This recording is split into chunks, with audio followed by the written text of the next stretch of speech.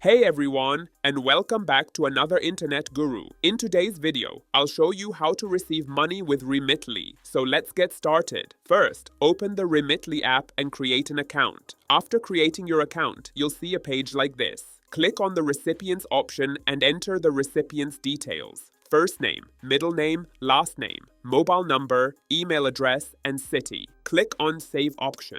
Save the recipient's details. Next, select Send Money and enter the amount you want to send. Then click Continue. Choose the payment method you'd like to use, for example, Jazz Cash. Enter the recipient's first name, last name, and date of birth. Click Continue again, then click on Confirm, and that's it. If you found this video helpful, don't forget to like, subscribe, and hit the notification bell so you never miss an update from another Internet Guru.